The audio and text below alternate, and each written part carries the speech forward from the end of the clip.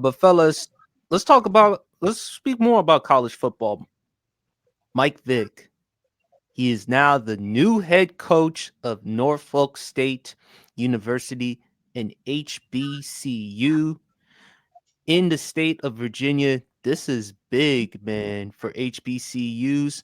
I'm happy for him, for Mike Vick, because he is one of the most prominent athletes in the state of Virginia. There's him, there's Allen Iverson, there's a lot of other, and also he's revered because of, and you know this, undisputed world champion BRF, during your days in Atlanta, the Michael Vick experience.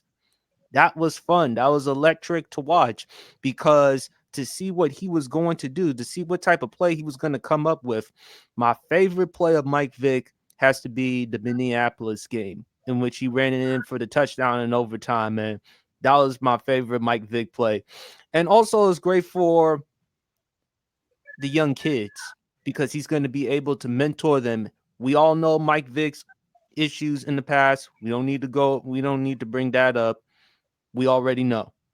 But I think if anyone could be a mentor on and off the field, why not Michael Vick? He's done a lot of great things since his departure from prison. No off the field issues, none. If you're talking about an epitome of rehabilitation, look at Michael Vick. And I'm happy for him. I'm happy for, because there has to be life after football. I give a lot of credit to Tony Dungy as well, because he even spent some time with Michael Vick in prison and tried to help rehabilitate his career and bring him back into the NFL. I also give a lot of credit to the Philadelphia Eagles organization, because they picked him up in 2009. Jeffrey Lurie, the owner, Andy Reid, the head coach. Hey, one of the reasons why Andy Reid is so revered, not only he is a great offensive minded, he's known for giving second chances. I also give a lot of credit to Donovan McNabb as well, becoming like a big brother, a mentor to Mike Vick. And I just give credit to Michael Vick, man. Shannon Sharp said it best. He said it on Undisputed before. The greatest apology is change behavior. And Michael Vick has proven that. And I'm really happy for him. I hope he capitalizes on this opportunity. Who knows what he's going to do? Could he take the next approach like Dion? Only time will tell. But I think this is huge for HBCUs to have a prominent figure like Mike Vick, and for him to be in the state of Virginia. So this is big, man. This is real big. Champ, what are your thoughts? I love it.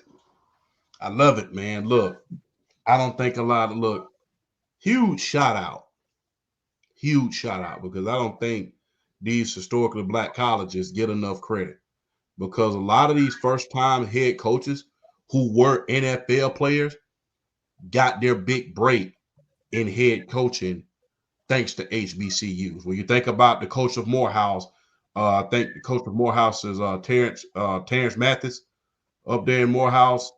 Eddie George, he the head coach of Tennessee T State. State. Just won coach of the year. Now, and those guys didn't have a lot of coaching experience. Those guys were just cutting their teeth in coaching. You know, very no assistant, graduate assistant, just pure coaching.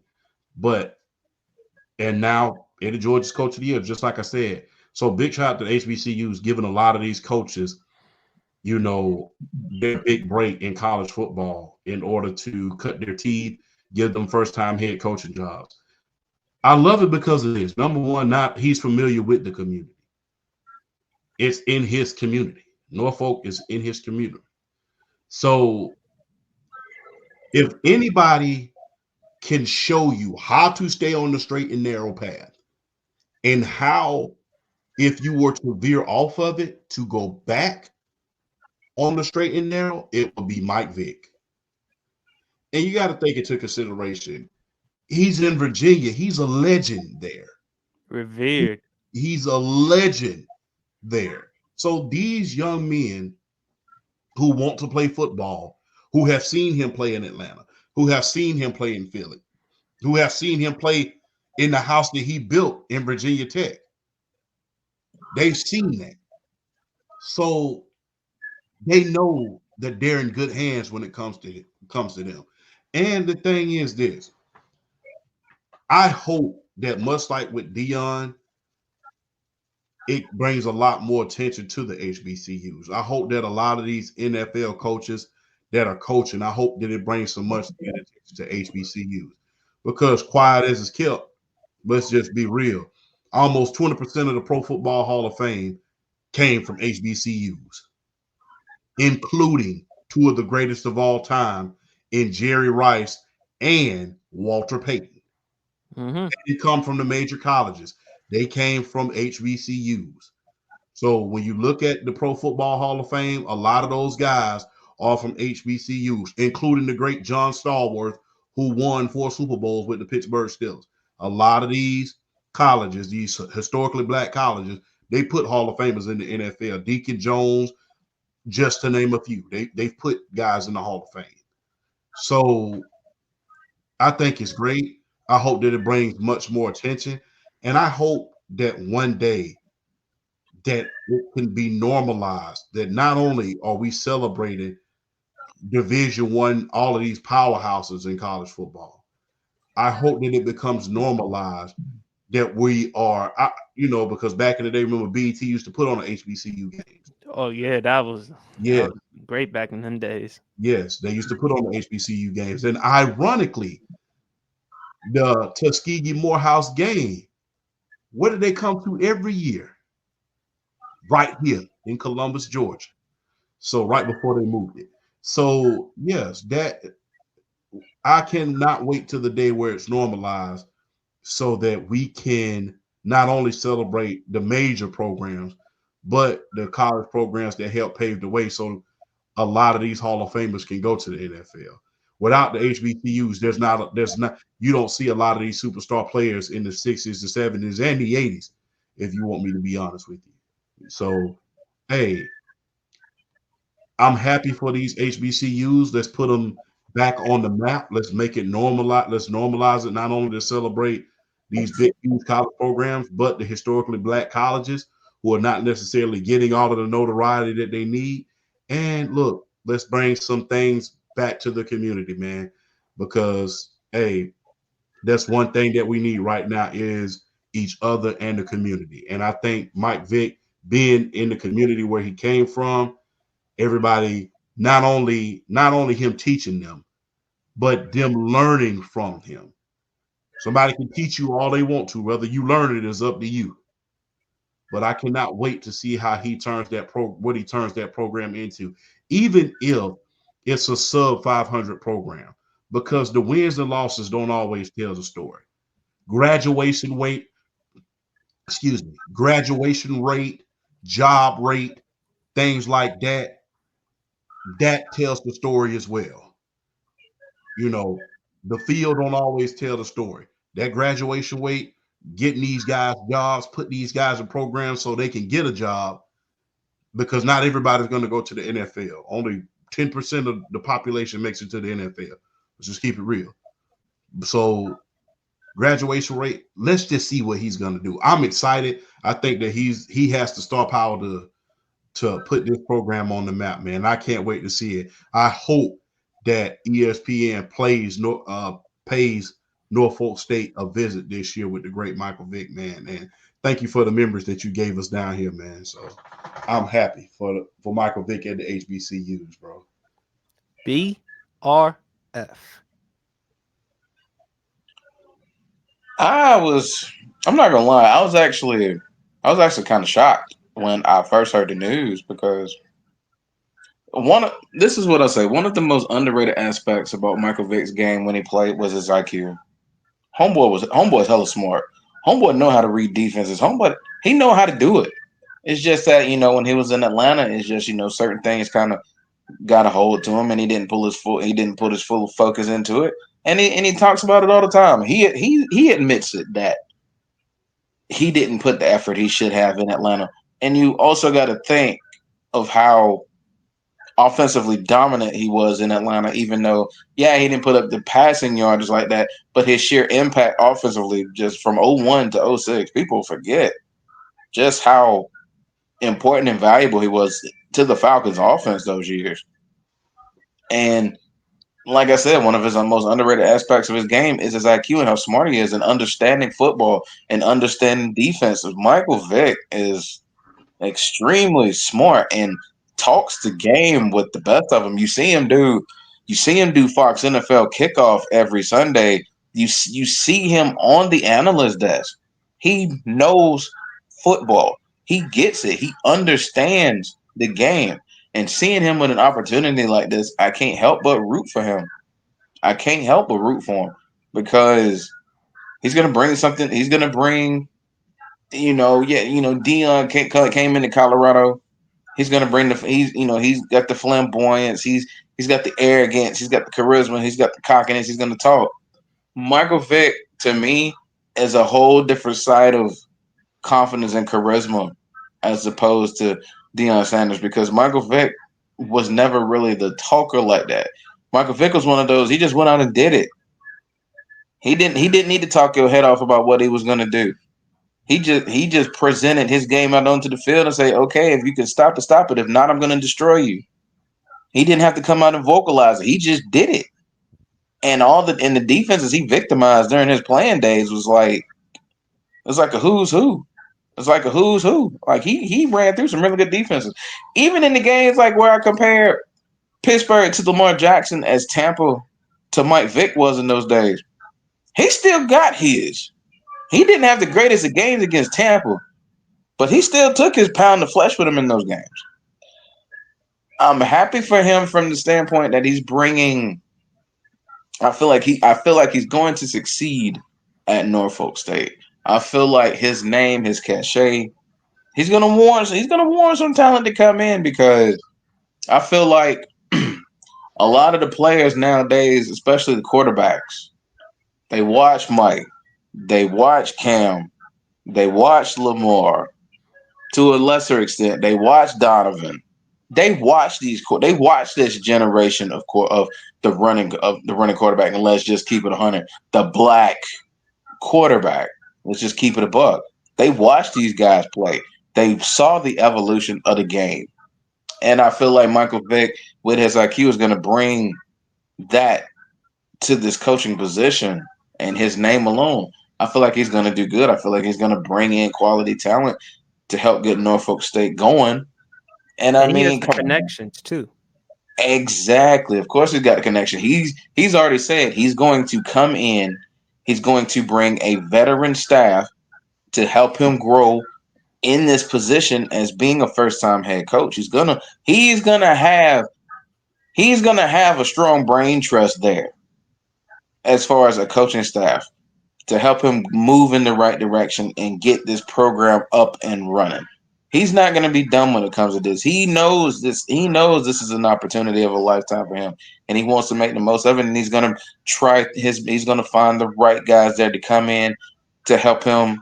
You know, build Norfolk State into a really, really good HBCU. He's coming in to do it, and I'm definitely hoping, and I'm rooting for him. I'm rooting for him to do this because I tell you what, like I said, it's gonna be a whole new experience with Michael Vick as a head coach. I'm ready to see where it goes. I want him to succeed. I'm rooting for him. I'm rooting for him every step of the way, and I'm proud of him the way he's rehabilitated his image, just rehabilitated who he was, like the dog fighting and serving the time and paying his debt to society, and now just seeing where he is, just you can't help but root for him. So shout out to Mike, all the best. Go to Norfolk State, do your thing, and show him that you are very capable of handling this job. Because I definitely think he's capable of having this job, and I think he's going to do a good job. I think so too. And in Virginia, him, Allen Iverson. People have forgotten Allen Iverson used to play high school football though back then as a quarterback, man. But I think Michael Vick will be just fine. This is a huge win. He's going to be also great, not only on the field, but also off the field, especially helping them a lot. It's helping with them young kids, trying to teach them how to handle the fame and the fortune. because y'all noticed in Atlanta, Michael Vick at the time, he was the highest paid player in the NFL when he was with the Atlanta Falcons. And to resurrect his career, and I give him a lot of kudos, and just give him a lot of credit just for rehabilitating his life, man. And look, he's stepping in, he's replacing Dawson Odoms. They fired him back in November after a 4-8 season. Reading an article here from ESPN, Spartans have made one appearance in the FCS playoffs, losing in the first round to in-state rival Old Dominion back in 2011. Before accepting the Norfolk State job, Vick also spoke to a Sacramento State about its open head coaching position, but I think he chose it just to stay home. Just to stay home. Nothing better than to coach in your home state and to have the people support you and root for you through thick and thin. Really happy for Michael Vick. Really happy for HBCUs. And to your point, champ, I would love to see ESPN2 cover a football game just to see Michael Vick coach the team, because I want to see how he is pre-game, in the locker room, post-game, how he does press conferences, the types of things that he can give to the team. And you talked about BRF with Mike Vick's personality compared to Dion's. People forget back in them days, Michael Vick, he was like the Allen Iverson of the NFL. He was kind of like, in some ways, like the Allen Iverson of the NFL because of his style and the personality. Remember when he was in that T.I. video? Remember how he was ATL? He represented ATL back then, man, and ATL still loves him to this day, man. Yes, we do, man. Look, that was I was merely a child. I was merely a child when Mike Vick came to Atlanta, man, and that was it was so epic to see that, man. I mean, it was very epic to see that, man. I mean, you seen a lot of quarterbacks before, but never before in history was he the fastest guy on the field. And look, big ups to another Georgian who helped Mike Vick early in his career, man. Dan Reeves. Reeves. Dan Reeves, fresh out of Americus, Georgia. Dan Reeves. Because I believe wholeheartedly, if Dan Reeves would have stayed the coach, a lot of the stuff that happened with Vick wouldn't have happened. I think that, although, because Dan Reeves held Vick accountable, he will tell you that. When Jim Moore Jr. became the coach, it wasn't so much. But he used to call him in meetings every single day. What did you learn? And I'll never forget his favorite play of all time is 38 pass from Dan Reeves' playbook, where the Z receivers hit the corners. So big ups to Dan Reeves, who helped Michael Vick early in his career, man, because I think if Dan Reeves would have stayed his coach, you would have seen a lot more. We've seen a lot of good productions, but we would have seen even greater, because guess what? There's nothing like that person. When you have a hell of a lot of ability, and I'm guilty of this as well, a lot of us are guilty of this. When you know what you know, sometimes that little bit of cockiness kicks in. And you have to have those people that say, and break and snatch you back to earth and say, hey, you still got a lot to learn. And I think Dan Reeves did that. So big ups to Dan Reeves for that. But that during that time in Atlanta, man, that was special, man. To win at Minnesota, like you said earlier, I mean, have the guys running into each other. To go on the road at Lambeau Field and beat Brett Favre for the first time in history at Lambeau Field, the Packers lost their home game at the age of 23. I mean, being the first quarterback to rush for over 1,000 yards, that was special, man. Then, us going to the NFC Championship against Philadelphia may have not been a good game, but it was a highlight, man. That was the crescendo of everything with Mike Vick here. So, man, look, that was And a of course, his greatest game, unfortunately for me, Monday Night Football against Washington. Yeah. Yeah, that was look, that was that was deadly. That was deadly. I mean, if we would have had that, like I said, that's how come Dan Reeves, the whole Dan Reeves factor. Because I think he was heading to that when he had Dan Reeves, not so much with Jim Jim Moore. Moore. But man, oh, that was a special time. That was a special time. Shout out to the great Mike Vick, man.